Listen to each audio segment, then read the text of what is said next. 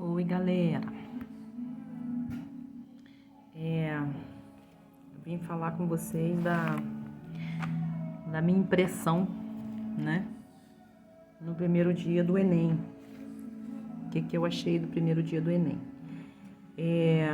Eu quase que não ia no primeiro dia do Enem por conta dessa questão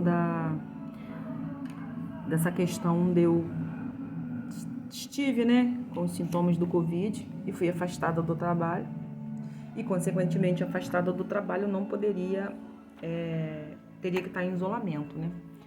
E aí eu fiz o teste e o teste saiu, né? Foi para minha coordenação lá da onde eu trabalho e ela mandou o resultado para mim negativo na manhã da prova do Covid, que era o dia 17, que foi domingo passado.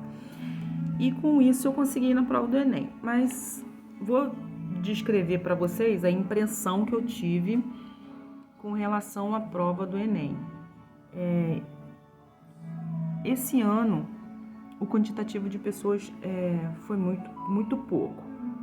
Por que foi muito pouco? Por conta dessa questão mesmo do Covid mesmo, do medo das pessoas, da aglomeração. E a gente sabe que quando chega o Enem, há uma aglomeração maior, né? Por mais que eles tomem todas as precauções com relação a essa questão do distanciamento, o medo das pessoas era que da aglomeração. Mas eu senti também que teve muita gente que não foi no Enem. O número de participantes, pelo menos assim, que eu observei na minha cidade, foi muito pouco. Na minha sala, seriam 17 pessoas, só foram 5.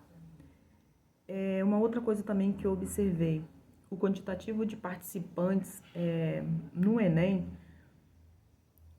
com certeza a sua grande maioria era mulher. Na minha sala, por exemplo, de 5 alunos só tinha um homem. Senti também as pessoas assim da organização fiscal, as pessoas que trabalham no Enem, né, da escola que trabalham no Enem, eu senti as pessoas um tanto quanto assim, até por conta da pressão mesmo, da pressão dessa situação da pandemia, eu senti as pessoas assim meio tensas, né? E com relação à prova, né? O Enem, ele é uma caixinha de surpresas, né? Esse tema da redação, por exemplo, eu sabia que eles não iam falar sobre Covid. Mas uma coisa que está muito em voga, que está muito em alta, é essa questão da violência contra a mulher. A mulher ela já vem sofrendo violência desde os primórdios. Só que com essa questão da internet, com essa questão da mídia, a gente consegue ter uma visibilidade dessa questão da violência maior. E o tema, né, o estigma sofrido pela mulher e esse adoecimento dela, né, por conta desses estigmas, né, na mulher brasileira, durante todo os textos anteriores, né, a gente viu focando na desigualdade da mulher com relação ao homem. Tinha um texto lá que comparava a Marta e o Neymar em termos salariais, né, uma discrepância. Então já veio nos preparando para o texto do estigma. Tem um texto também lá falando sobre a porcentagem da depressão na América Latina e falava que o quantitativo de mulheres era 30% a mais do que os homens, né? E que, se eu não me engano, acho que o Brasil ele era um dos campeões de depressão na América Latina. Então, os textos eles já vinham te dando um flash, né? Te dando uma luz para desenvolver o tema da redação. E agora, fazer a redação a gente faz, né? A gente não sabe se a gente atingiu todas as competências. E aí eu tô muito esperançosa porque eu escrevi pra caramba, né? Eu tentei botar as minhas ideias, as intervenções, tudo direitinho, porque você também tinha que colocar a participação dos direitos humanos no texto, né? E vamos ver como é que vai ser a nota, né? Como é que vai ser. E nessas questões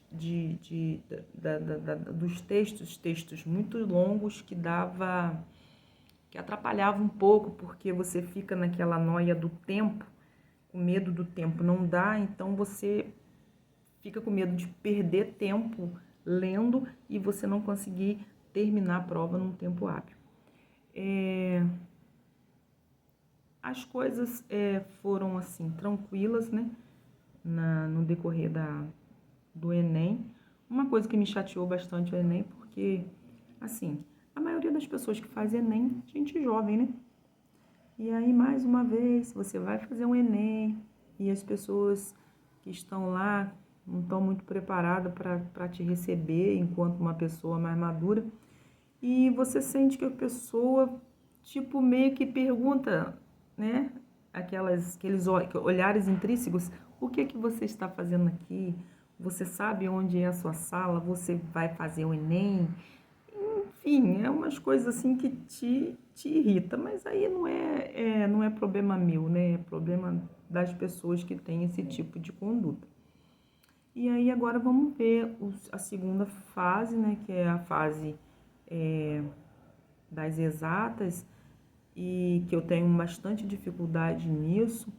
Vamos ver se eu consigo desenrolar para ver se eu consigo uma boa nota. E falar para vocês também que eu fiz a minha inscrição no vestibular da UERJ, né? E tô tentando focar, porque o que me deixa com medo do vestibular da UERJ é a discursiva, que é a segunda fase. Mas eu vou viver um momento de cada vez, né? Eu vou fazer a fase objetiva, né? De múltipla escolha. E vou me concentrar na segunda fase, né? Se tudo der certo na primeira, eu irei para a segunda e aí eu tenho que me concentrar nas coisas da segunda. Já estou até dando uma lida, porque tem uns textos que você precisa ler para você poder desenrolar a redação, aquela coisa toda. E é a segunda vez que eu faço o vestibular da UERJ. Da primeira vez, eu só fiz a primeira fase, eu me lembro que eu fiquei com um conceito C. Mas aí eu não me escrevi para a segunda fase. Então, a segunda fase, se eu for para a segunda fase para mim vai ser novidade. E vamos ver o que acontece, tá?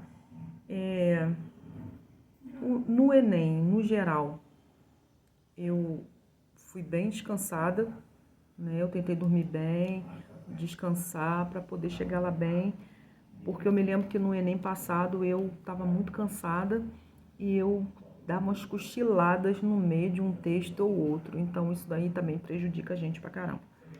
Então, gente, eu vou ficando por aqui. Agradeço, né? Parece até piada, né? Agradeço porque agora eu tenho 10 inscritos, né? E aí eu peço vocês que deixem um joinha, né? Como fala? Clica no sininho para as notificações e vamos nos acompanhando por aí. Agradeço os comentários, tem uma galera muito legal aí que comenta meus vídeos. É vídeo amador, eu não sei mexer muito bem, mas é de coração, tá bom? E fique com Deus. Obrigada.